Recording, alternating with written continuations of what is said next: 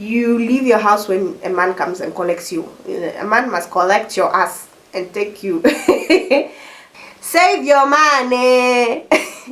Of course, drip is forever, but starvation is for real also. Let it go. It's fine. It's okay. Let it go.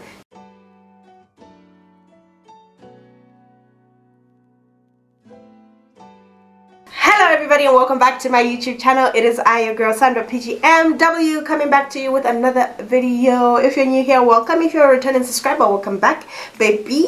And if you do want to help a broke girl out, there are ways to do that in the description box below.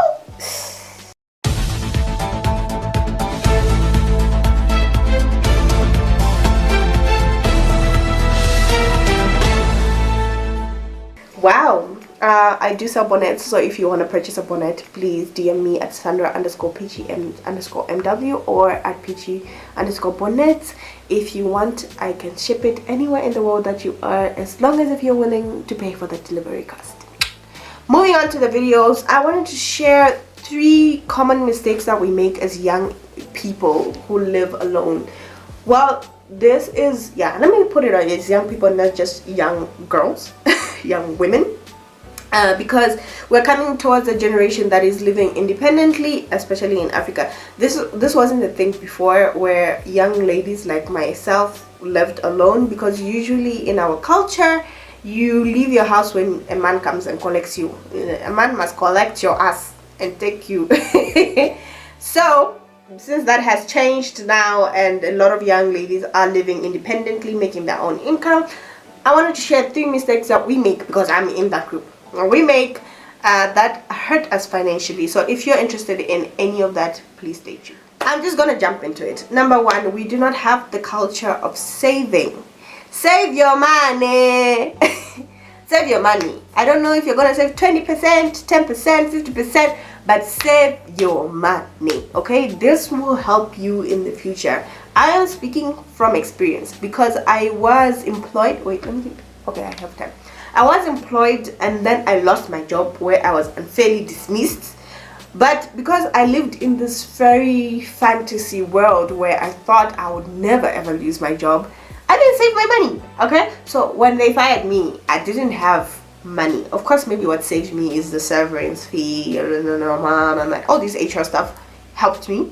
But I wish I had my own money to fall back on, because imagine if you don't have that. Imagine if you were not given that pleasure, or that, then you are stuck. So I was in a situation where I had this severance fee, but it was like an income for 2 months, 3 months, which the first thing I did with it was pay rent. I was like, pay 3 months rent, get it over and done with, so that when you're struggling and unemployed, at least you have a roof over your head, and save yourself the shame of going back to your parents' house. So that's what I did. But if I had the culture of saving for a rainy day, that rainy day would have not been as rainy, because I had some money on me and I wouldn't have been so stressed. So have the culture of saving. Also, it's not just for rainy days. If you learn to save, at some point it is your money. You're gonna spend it. You're gonna spend it on something more useful, because when you have small amounts of money at a specific time, you're spending it on lunches, you're spending it on bags, you're spending it on clothes, you're spending it on shoes, rather than saving up to buy that one big thing that you've always wanted, So it just helps you to achieve a specific goal in your life. You'll be able to achieve something when you have a large sum of money later on. So save your money. That's all I have to say. Moving on, wanting to buy things in cash. I actually just touched on this point, okay? Labor is a thing, and labor is not shameful, okay? You cannot be shamed for laboring, okay? A lot of us young people want to buy things in cash, and then we end up just putting ourselves in strenuous situations. I do that all the time, which is unfortunate. Very unfortunate. Thank you to my boyfriend for feeding me. At this point in juncture, he's the one that feeds me. Because I keep taking a large sum of money, which I know if I didn't have him, I would have starved to death. And then I would purchase this one huge thing. But there is, well, I don't do it with all the stuff, because I'm unlearning some of these bad habits. So if you want a huge thing, people who sell stuff have payment plans, especially for huge purchases. So ask and inquire about payment plans so that you don't end up in a strenuous situation. And you can pay for these things gradually. Other places let you keep the thing as you pay for it for the next 2 or 3 months. Others don't let you keep the thing. So it's actually up to the place, and you just have to take it as it comes. But paying in bits and bobs actually allows you to work towards that thing and allows you to not strain yourself financially. So one mistake that we do is wanting to pay for things in cash. Don't do that if you can't afford to do it. Okay, let it go. It's fine, it's okay, let it go. Do things slowly at your own pace. It's not a race. Okay, you're not competing with anyone. Nobody's gonna win a prize. So you do things at your own pace, right? The last mistake that we do is not knowing to differentiate between our needs and our wants. That is a problem that we have as young people. We tend to want to buy things that are not a need. Okay, so for example, you don't have a stove, you want to buy a clothes.